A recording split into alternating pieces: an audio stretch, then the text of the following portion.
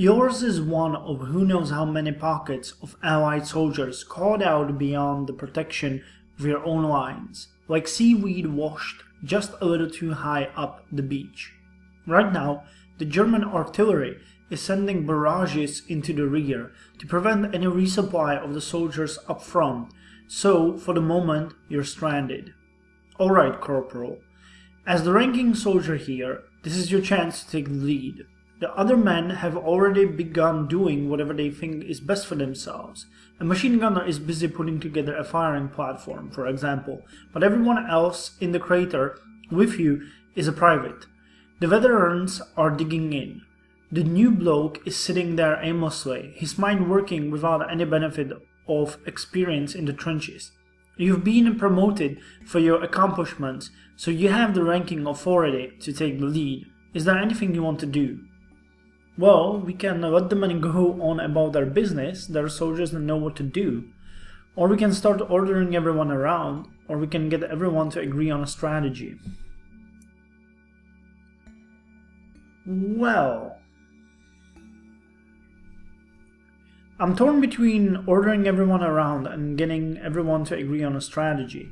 Now, getting everyone agree on a strategy would be best, I guess, because they could give me their opinions, but we are in an army, so ordering everyone around seems like the best choice. Though, if I choose get everyone to agree on a strategy, and there is some kind of resistance, I hope there would be a possibility to start ordering them.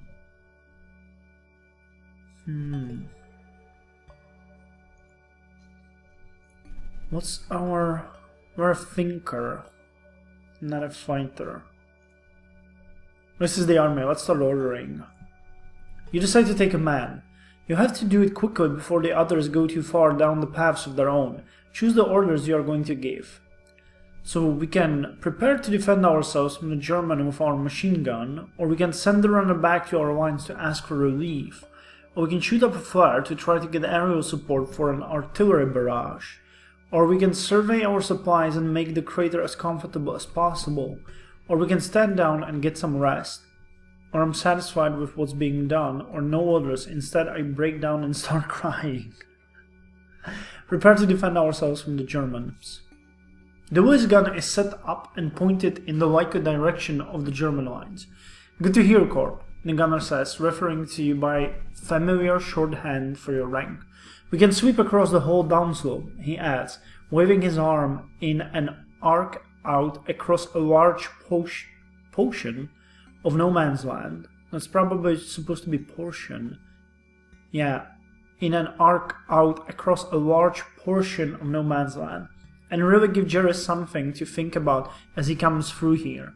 Together with any bombs and rifle support we can offer, we just might give the impression of being a much bigger unit than we actually are.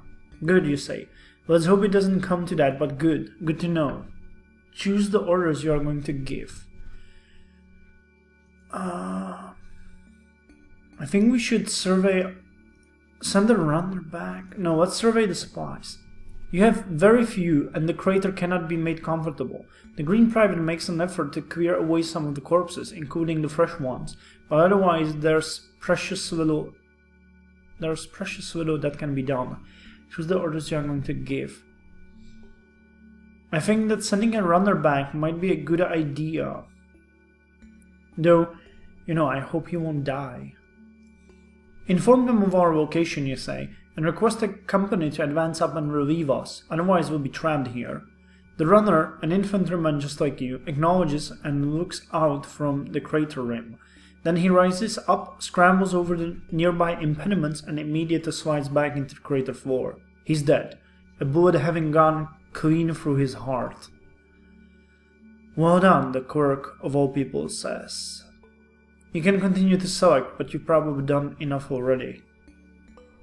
Yeah, well, that was what I was afraid. That there's not a possibility for him going out, but I'm satisfied with what is being done.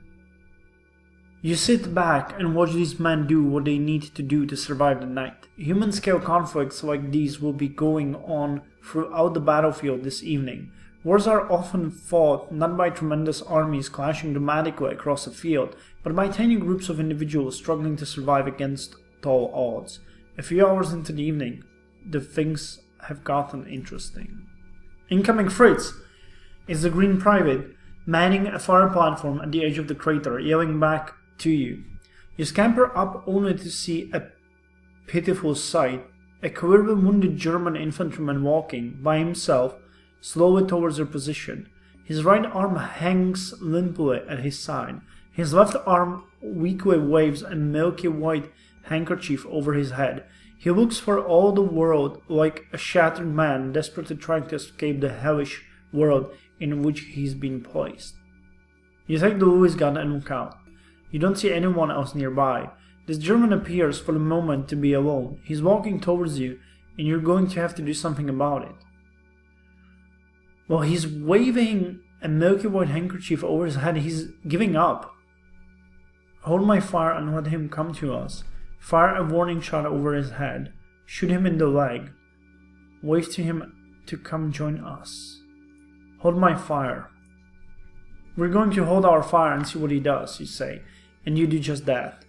The wounded German stumbles once, then twice, before falling down in a heap about 10 yards in front of the crater. You all look at each other for a moment, unsure of whether to head out to try to help him, or even whether this is on the level in the first place. Maybe it's just some play-acting ruse meant to get you out in the open, so his comrades can gun you down. Before your paranoia can get the better of you, however, the German finds his feet again and lurches forward the final few steps to your position. He literally lets himself fall into your crater, landing with a soft thud next to one of the many dead bodies still in there with you. For a moment, it's not clear which one's dead and which is still alive. He falls just in time. Not 5 seconds later, a whiz-bang explodes right where he'd been standing. You're lucky to be alive, mate, you say to your new guest. The exhausted German, however, clearly doesn't understand English. He just lies there panting, his eyes half closed, and his handkerchief resting across his helmet. He looks like a human tea service. He has no interest whatsoever in putting up a fight. So instead of killing Germans, you've managed for a moment to save one. Yet no sooner does this happen than the night takes an awful turn. Those enemy shells that have occasionally been exploding nearby finally find their range. You and the Green Private had just leaned over to make sure the German POV was still alive when suddenly the unmistakable concussion and shrapnel of a heavy German artillery shell explodes from its impact point right behind you, sending dirt and debris flying through the sky. It also sends body parts flying, because the shell has scored a direct hit on everyone else besides you, the Green Private and the German. In a twisted sense, the POV's presence quite likely saved your life, because if he hadn't been there, you probably wouldn't have bent over in your position when the shell struck. It's like bending over to pick up a penny up off the pavement just as a bullet flies past where your head has been. You survive, but you don't escape unscathed. Something small, hot and metallic has punctured your left leg and left a nasty little wound. You can dress it and make the most of it, but it definitely hurts and it definitely will slow you down. My God, is the Green Private screaming, his hands over his head. He looks utterly horrified by what just happened, and you really can't blame him. Though he's not physically injured, and for the moment anyways, that's what really concerns you. The young man might be confused and terrified by what's going on, but at least he's in one piece and can still hold a rifle. The German POV, on the other hand, is even more comatose than he was before. The shell has sent him into something of a state of shock. Shell shock, literally. So we're stuck in a crater with freshly killed British soldiers, a shell-shocked German prisoner, and a Green Private who may or may not be able to function, and your leg is bleeding. This should be interesting. Mercifully, things soon begin to quiet down. The German artillery barrage slackens off, perhaps because they've shifted targets, or because they think they've killed everyone, or simply because they want to get some sleep themselves. It's late enough at night, and the conditions are so bad that you're reasonably certain there won't be any more assaults through your sector before morning at the earliest. The Green Private looks right at you. Now what? He asks. It suddenly occurs to you that you don't even know this young man's name. You're going to have to work together to survive the night, so you'd best find out at least who he is. You reach out your hand, and as you do so, your mind suddenly flashes back to the train ride to Albert when Perkins was the veteran Tommy and you were the fresh recruit. How times have changed. My name's Calvin, you say, intentionally mimicking the laconic way Perkins first spoke to you. Perkins, the young man says back, holding out his hand to shake yours. Perkins? You're momentarily stunned to hear this name, and you take a second to make sure you heard him correctly. Of course, there must be thousands of Perkins in Britain. Wartime is full of funny coincidences, right? Right? I know, a Perkins, you say. Good chap, even though in a different battalion. I guess it's a fairly common name? You are making a very deliberate effort to speak of the man in the present tense, as though he were still alive, even though you know he is dead. No use making things worse if you don't have to. There are only so many tragedies you can handle in one night. Young Perkins' eyes lit up. Oh no, he says. If he was still in 23rd Regiment, then you must mean my older brother Harry. He was sent to Albert in late May, and he has been on the Somme ever since. You never knew his first name, just Perkins, so it's Harry. Then, the look of the younger Perkins' face changes to something more conspiratorial. Only Harry doesn't know I'm here. There's three of us, myself, Harry, and our brother James. Though James gave his life early this year while I was still at home with Mom. Actually, you look like him a bit. Anyways, I signed up as soon as I could. Only I have to be a little sneaky about it because I'm still only 17. Mom didn't want me to go. You know how moms are.